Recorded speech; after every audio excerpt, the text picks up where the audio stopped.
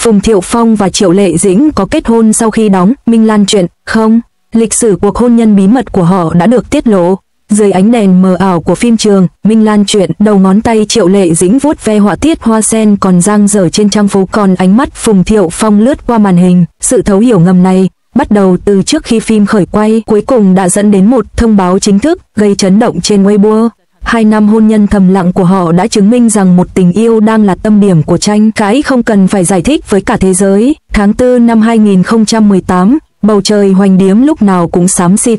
Độ ẩm mùa xuân cao đến nỗi quần áo phơi ngoài trời nhiều ngày vẫn chưa khô. Lúc đó, phim Minh Lan truyện vẫn đang quay, đèn vẫn bật lúc 3 giờ sáng. Triệu Lệ Dĩnh ngồi trước gương trang điểm, đôi mắt xanh thẫm, những ngón tay nhẹ nhàng chạm vào bông hoa sen thêu nửa trên gấu váy. Cô đã nói rằng nó cần phải kín đáo, nhưng vẫn phải chịu được sự soi mói. Phùng Thiệu Phong đứng sau màn hình, lật dở kịch bản, ánh mắt lơ đãng. Không ai biết họ sẽ đột ngột kết hôn 6 tháng sau, và càng không thể ngờ rằng mối quan hệ này lại âm thầm bắt đầu 3 tháng trước khi phim khởi. Cảnh này không giống một tình tiết lãng mạn nào, mà giống như hai người có sự thấu hiểu ngầm, âm thầm nắm tay nhau ngoài ống kính, chờ đợi khoảnh khắc thích hợp để được nhìn thấy.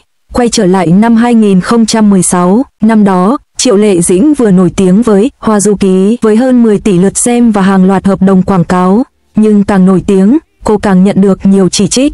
Có người chê cô lỗi thời, cho rằng cô không đủ trình độ để đóng phim truyền hình nghiêm túc.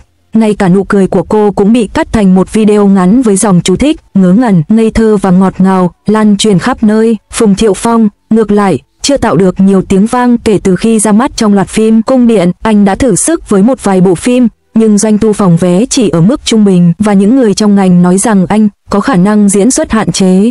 Cả hai đều ở trong một tình thế kỳ lạ, vừa được khen ngợi vừa bị chỉ trích. Có lần, từ lối vào một bệnh viện ở Thuận Nghĩa, Bắc Kinh, một chiếc GL8 màu đen lặng lẽ đỗ trong gara ngầm.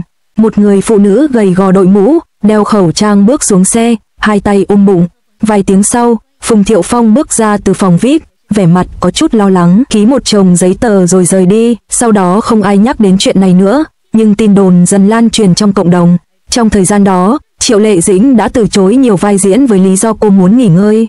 Cô ấy từng chụp một bức ảnh trong phòng khách sạn, cuộn tròn trên thảm, đọc kịch bản với một bát cháo kê nguội ngắt và một chai vitamin trên bàn cà phê.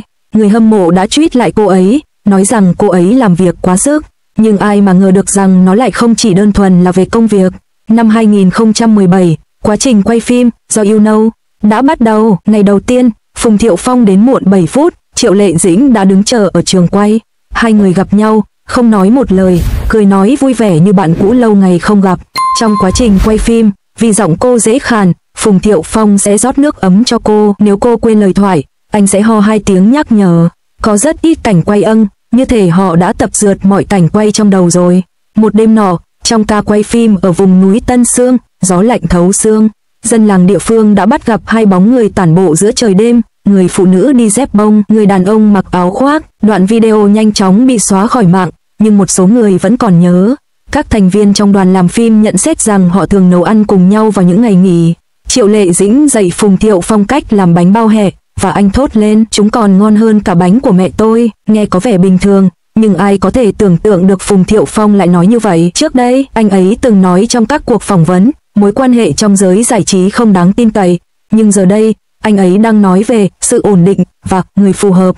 Khoảnh khắc gây tò mò nhất chính là tiệc mừng. Triệu Lệ Dĩnh uống qua chén và ngủ quên trên bàn. Phùng Thiệu Phong không hề hỏi ý kiến trợ lý mà dùng điện thoại làm đèn pin dẫn cô về phòng, thậm chí còn gấp gọn khăn quàng cổ bên trái. Cảnh này bị một trợ lý đạo diễn vô tình quay lại và bị rò rỉ 3 năm sau đó. Lúc đó, mạng xã hội vẫn xôn xao bàn tán những câu như Triệu Lệ Dĩnh không xứng với Phùng Thiệu Phong, nhà chịt, cưới gái quê. Nhưng trên phim trường, ai cũng thấy rõ ràng họ có một mối quan hệ khó hiểu, như thể cùng chung một hơi thở. Có một chi tiết khác mà ít người để ý. Cuối năm 2017, một công ty mang tên Infunk Culture Media đã được thành lập một cách lặng lẽ.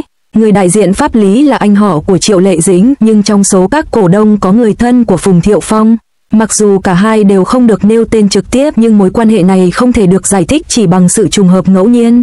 Đến lúc đó, mối quan hệ của họ đã không còn là chuyện riêng tư nữa, nó đã trở thành một lựa chọn chung ảnh hưởng đến nguồn lực, sự nghiệp và tương lai của họ. Cuối cùng, vào lúc 10 giờ 7 sáng ngày 16 tháng 10 năm 2018, Triệu Lệ Dĩnh đã đăng lên Weibo thông báo chính thức, bức ảnh đi kèm cho thấy một chiếc nhẫn lấp lánh trên ngón áp út của hai bàn tay nắm chặt.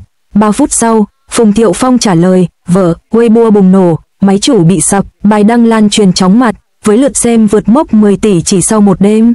Mọi người thốt lên, cổ tích thành hiện thực. Tuy nhiên, một số người cũng đào lại những bức ảnh cũ. Một bức ảnh năm 2017 chụp một người đàn ông và một người phụ nữ đứng cạnh nhau tại một ngôi đền ở Kyoto. Người phụ nữ đội mũ bucket và đeo nhẫn, và một bức ảnh chụp cùng người đàn ông và người phụ nữ đó tại sân bay Paris vào đầu năm 2018 khi họ lên chuyến bay đến Trung Quốc. Những bức ảnh này không được đặt tên, nhưng ai quen thuộc đều nhận ra ngay. Hóa ra cái gọi là cuộc hôn nhân đột ngột của họ thực ra là một bí mật kéo dài 2 năm. Chẳng trách Triệu Lệ Dĩnh đã vắng mặt tại Cannes vào tháng 5 năm 2018 với lý do bị ốm, chỉ để được bắt gặp dùng bữa tối với Phùng Thiệu Phong ở Ô Trấn. Chẳng trách cha của Phùng Thiệu Phong từng buột miệng nói trong một bài phỏng vấn, con dâu tôi rất hiểu chuyện. Chẳng trách tài liệu nội bộ của một thương hiệu sản phẩm bà bầu lại ghi nhầm người phát ngôn của họ là đã kết hôn. Đêm trước ngày công bố chính thức, khoảnh khắc WeChat của trợ lý Triệu Lệ Dĩnh đã bị chụp lại, cả thế giới sẽ biết từ ngày mai, kèm theo đó là ảnh chụp lệnh chuyến bay, số hiệu chuyến bay CA1888, giờ khởi hành 10 giờ 16. Cảm giác như đang đếm ngược theo nghi thức nào đó, khoảnh khắc đó, cuối cùng họ quyết định không trốn tránh nữa. Nhưng cuộc sống không phải lúc nào cũng toàn những điều tươi sáng. Ngày 23 tháng 4 năm 2021, cả hai lặng lẽ tuyên bố ly hôn, không hề có cãi vã, không lời buộc tội, chỉ có lời hứa cùng nhau nuôi dạy con cái. Bình luận được yêu thích nhất trên Weibo ngày hôm đó là cách hai người yêu nhau khiến tôi tin vào tình yêu. Phải, dù cái kết không trọn vẹn nhưng tình cảm sâu đậm ẩn chứa trong từng khung hình của Do You Know là có thật. Đây không phải là sự vỡ mộng về thần tượng hay chuyện ngồi lê đôi mách. Hai con người đang ở tâm điểm của tranh cãi này đã dùng cuộc hôn nhân im lặng kéo dài 2 năm để nói với cả thế giới, chúng ta có thể bị bàn tán, nhưng không cần phải bị định nghĩa. Họ không tổ chức một đám cưới hoành tráng, không phô trương nhẫn kim cương hay xe sang, mà chỉ đơn giản nắm tay nhau bước vào cục dân chính vào một buổi sáng mùa thu bình thường, rồi nắm tay nhau bước ra. Đây không phải là câu chuyện cổ tích mà là sự kháng cự nhẹ nhàng nhất trong thực tế.